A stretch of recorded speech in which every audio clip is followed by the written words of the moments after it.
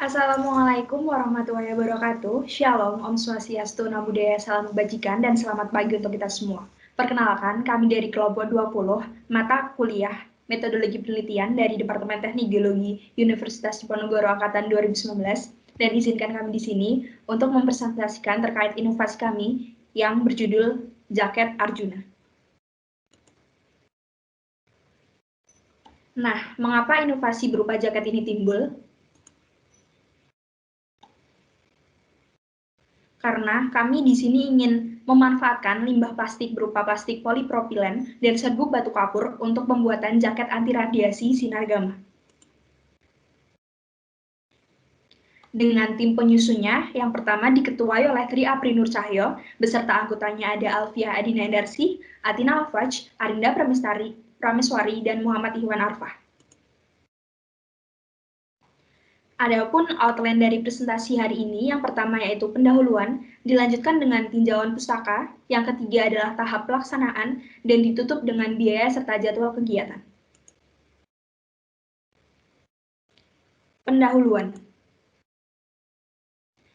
Pembuatan jaket ini dilatar belakangi karena banyaknya masyarakat yang kurang akan pencerdasan terkait apa itu radiasi dan dari mana radiasi itu berasal. Berasal dari definisi yang ada, radiasi merupakan suatu perambatan energi dari sumber energi menuju lingkungannya tanpa membutuhkan suatu panas. Contohnya ada perambatan panas, perambatan cahaya, perambatan gelombang radio, dan lain sebagainya. Nah, perambatan ini juga bisa melalui sebuah spektrum gelombang elektromagnetik yang bisa berasal dari gelombang radio, kemudian ada sinyal televisi, sinyal radar, gelombang HP, dan lain sebagainya. Nah, salah satu hal yang menjadi pokok bahasan kami di sini, yakni bagaimana sinar gamma bisa merambat dan memberikan radiasi yang tentunya berdampak bagi manusia, baik itu dampak positif maupun dampak negatif.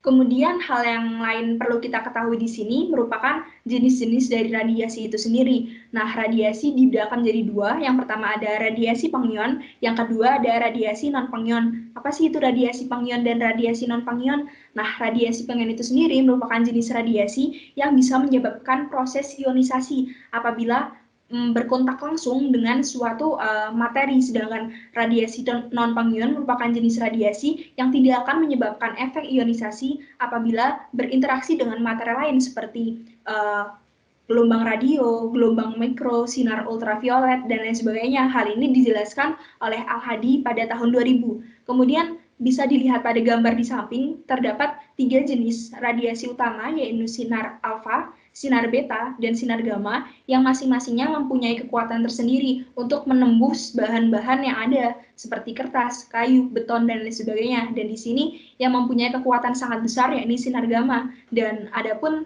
3 jenis sinar ini ditemukan oleh Ernest Rutherford. Dari hal-hal tersebut, tujuan dari penelitian ini yang pertama memberikan solusi terhadap pembuatan pelindung radiasi dari sinar-sinar yang ada tadi, yang berasal dari material yang banyak terdapat di alam, contohnya batu kapur, dan limbah yang ada, contohnya itu plastik polipropilen. Kemudian terciptanya prototipe sebagai alat yang dapat digunakan untuk pelindung radiasi secara sederhana, yakni jaket yang bisa manusia gunakan dalam kehidupan sehari-hari. Baik, saya akan melanjutkan outline selanjutnya, yaitu tinjauan pustaka. Next. Yang pertama adalah radiasi sinar gamma. Sebelumnya kita perlu tahu terlebih dahulu apa itu radiasi. Jadi menurut Batan tahun 2005, radiasi adalah energi yang dipancarkan dalam bentuk partikel atau gelombang. Sedangkan radiasi sinar gamma adalah gelombang elektromagnetik yang terpancar dari inti atom dengan energi yang sangat tinggi yang tidak memiliki massa maupun muatan. Radiasi sinar gamma banyak digunakan dalam dunia kedokteran. Nah, selain itu, radiasi sinar gamma dapat dihasilkan oleh proses radioaktivitas, proses nuklir, atau proses subatomik lainnya.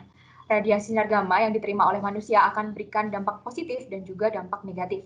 Nah, dampak negatif dari radiasi sinar gamma adalah tergantung dari besar dosis yang diterima oleh manusia. Dampaknya antara lain mulai dari mual, muntah, pusing, rambut rontok, menyebabkan kanker, dan diturunkan secara genetik dan bahkan dapat menyebabkan kematian. Yang kedua adalah masalah limbah plastik yang ada di Indonesia. Jadi sebenarnya masalah sangat krusial di seluruh dunia, dan untuk Indonesia sendiri setiap tahunnya menyumbang sebesar 1,3 juta ton sampah plastik ke laut. Data tersebut juga didukung oleh penelitian dari Jena Jambek pada tahun 2015 yang menyatakan bahwa Indonesia berada di peringkat kedua penghasil sampah plastik ke laut, yakni mencapai 187,2 juta ton. Masalah sampah plastik ini sangatlah berbahaya karena akan berdampak pada hampir seluruh aspek kehidupan. Nah, salah satu upaya untuk menangani sampah plastik ini adalah dengan konsep 3R atau reuse, reduce, and recycle. Nah, di sini kami akan memanfaatkan konsep recycle atau mendaur ulang sampah plastik sebagai salah satu upaya untuk mengurangi sampah plastik yang ada di Indonesia. Jadi terdapat beberapa jenis plastik yang dapat diolah kembali. Nah, salah satunya adalah PP atau polipropilen. Sampah plastik ini mempunyai sifat tahan terhadap kimia dan merupakan isolasi listrik yang baik dan tahan terhadap air mendidih. Sampah plastik jenis ini dapat didaur ulang dan diolah kembali dan akan menjadi salah satu bahan dari produk kami. Next. Yang ketiga adalah batu kapur, karena batu kapur ini merupakan bahan utama dari produk kami. Jadi menurut Rukman tahun 2012, batu kapur adalah batuan padat yang mengandung banyak kalsium karbonat. Dan menurut Priantau tahun 2018, batu kapur memiliki komposisi berupa kalsium karbonat dengan komposisi sebesar 50% dan sisanya berupa kalsium oksida, magnesium oksida, silikat, aluminium oksida, dan ferrioksida. Nah, CaCO3 yang dikandung oleh batu kapur ini menjadi faktor penting sebagai pelindung dari radiasi sinar gamma. Next.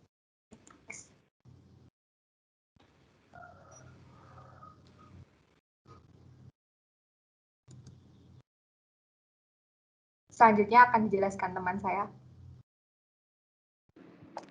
Oke, baik. Untuk selanjutnya ada interaksi sinar gamma dengan bahan.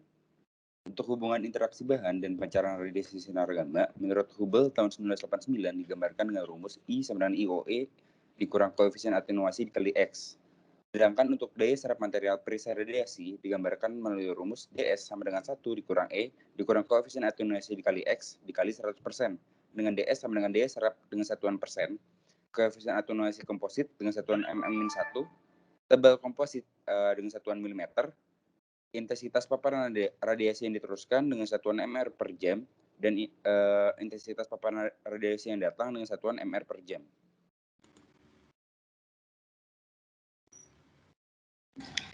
Baik, selanjutnya akan saya lanjutkan, yaitu ada tahap pelaksanaan. Nah, di tahap pelaksanaan ini diawali dengan pembuatan definisi atau gambaran umum mengenai purwarupa, kemudian dilanjutkan dengan melakukan studi literatur dan pembuatan konsep purwarupa. Selanjutnya adalah pembuatan lembaran filter radiasi sinar gamma dari bahan berupa serbuk kapur. Kemudian setelah jadi akan dilakukan uji tahap 1, di mana uji tahap 1-nya adalah uji koefisien atenuasi. Jika memenuhi standar maka akan dilanjut, jika tidak memenuhi standar maka akan diulang pada tahap konseptualisasi. Nah, setelah berhasil tahap 1, akan dilanjut dengan pembuatan desain menggunakan software Adobe Illustrator berupa desain dari si jaket Arjuna itu sendiri. Kemudian akan dioptimalisasi dan dikembangkan berupa lembaran filter radiasi sinar gamma menjadi jaket Arjuna. Selanjutnya adalah pembuatan prototipe dari jaket Arjuna, dan setelah jadi maka akan dilakukan uji tahap 2, di mana uji tahap 2 ini adalah uji kenyamanan dan elastisitas dari si jaket Arjuna itu sendiri. Jika belum memenuhi standar maka akan diulang pada tahap pembuatan desain. Jika sudah maka akan diselesaikan pada tahap itu juga. Dan ini adalah alat bahan yang digunakan dalam pembuatan jaket Arjuna, yaitu di mana alat yang dibutuhkan ada roll baja, neraca analitik, oven gas, pengaduk, wadah plastik, gelas ukur, koran, dan lakban. Sedangkan untuk bahan sendiri kita membutuhkan limbah plastik polipropilen, DOP, epoksi, kemudian ada asam stearat, bubuk batu kapur, kikas ADCM, pigmen warna, kain kaos, dan juga kain aslan. Kemudian pada tahap pembuatan sendiri, filter dari jaket Arjuna itu ada 3 lapisan, yaitu lapisan atas, tengah, dan juga lapisan bawah, di mana lapisan atas dibuat dengan cara membuat campuran 1 dan campuran 2. Campuran 1 terdiri dari pigmen dan juga sedikit DOP, campuran 2 terdiri dari DOP dan juga stabilizer dan juga epoksi. Nah, dari 2 campuran ini kemudian dilakukan compounding dan ditambahkan PVC serta serbuk batu kapur sedikit demi sedikit selama 30 menit. Kemudian di-coating setebal 0,4 mm dengan roll baja pada kertas emboss. Kemudian dipanaskan pada suhu 150 derajat selama 10 menit lalu didinginkan. Berikutnya adalah pembuatan lapisan pada bagian tengah, yaitu kita membutuhkan campuran satu yang terdiri dari campuran DOP, stabilizer, dan juga epoksi. Kemudian di compounding dengan PVC, serbuk batu kapur, KIKES, dan juga ADCM. Sedikit demi sedikit diaduk selama 30 menit. Kemudian di closing setebal 0,6 mm dengan roll baja di atas lapisan pertama tadi. Kemudian dipanaskan dengan oven pada suhu 150 derajat Celcius selama 10 menit dan didinginkan. Nah, tahap berikutnya adalah pembuatan lapisan terakhir, yaitu lapisan paling bawah, yaitu kita membutuhkan lapisan campuran berupa DOP dan juga stabilizer, yang kemudian di-compounding dengan PVC dan diaduk selama 30 menit. Kemudian lapisan ini di-coating setebal 0,8 mm dengan roll di atas lapisan tengah tadi, kemudian dilapisi dengan kain penguat. Selanjutnya ada dipanaskan dengan oven selama bersuhu 170 derajat selama 10 menit dan didinginkan lalu dilepas ke atas embosnya. Nah, setelah pembuatan dari filter jaket Arjuna itu sudah jadi, maka akan dilakukan pengujian koefisien atenuasi atau daya serap bahan, di mana kita menggunakan alat yang bernama detektor NAIPI, dan di gambar sebelah kiri ini adalah gambaran dari model pengukuran koefisien atenuasi, di mana bagian bawah ini adalah detektornya atau alatnya, kemudian bagian tengah adalah filter atau sampel yang akan diuji, dan bagian atasnya nanti akan ditembakkan sinar radiasi sinar gamma. Nah, ketika sinar radiasi ditembakkan, maka akan ditangkap oleh detektor dengan menunjukkan nilai dari koefisien atenuasi.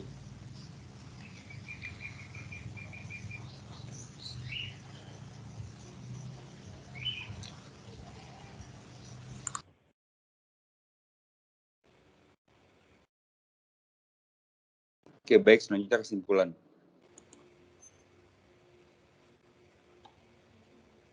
Ya, jaket Arjuna yang terbuat dari materi yang memanfaatkan limbah plastik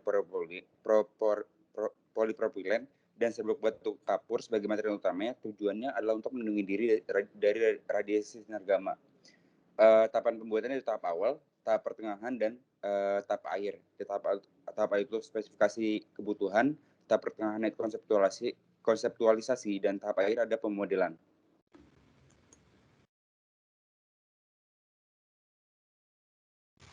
Baik, selanjutnya adalah rincian biaya yang digunakan dalam pembuatan perwarupa jaket Arjuna.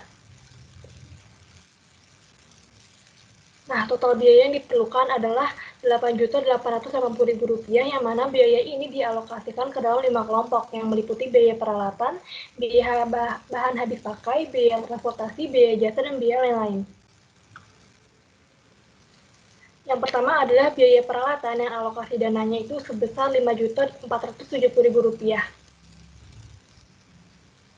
Nah, biaya ini itu digunakan untuk membeli peralatan jangka panjang dalam pembuatan jaket Arjuna, yang mana peralatan yang memakan biaya paling banyak adalah roll baja, neraca analitik, dan oven gas berukuran 120 x 55 x 70 cm. Nah, yang kedua adalah biaya bahan habis pakai yang alokasi dananya sebesar Rp908.000. BHP ini meliputi bahan-bahan kimia untuk membuat lapisan inti jaket maupun bahan kain untuk optimalisasi bahan menjadi produk siap pakai. Nah, barang yang memakan biaya paling banyak adalah DOP, epoksi, kain kaos, dan kain taslan. Yang ketiga adalah biaya transportasi yang alokasi dananya sebesar Rp650.000. Nah, transportasi ini digunakan untuk menunjang dalam mobilisasi pembuatan perwarupa jaket Arjuna.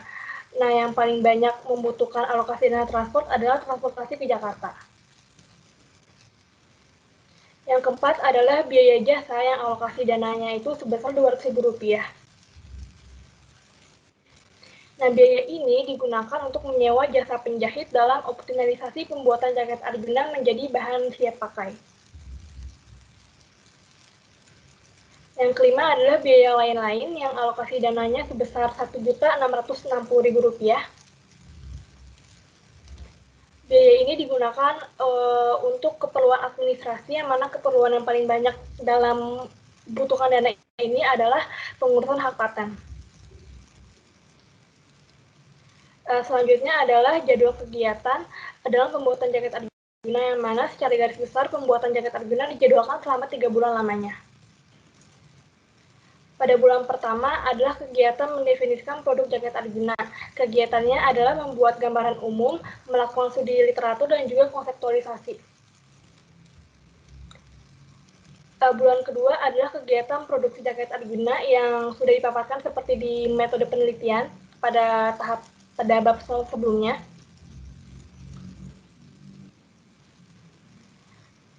Dan yang bulan ketiga adalah kegiatan pengurusan administrasi jaket Arjuna yang meliputi pengurusan hak paten dan juga pengurusan publikasi ilmiah.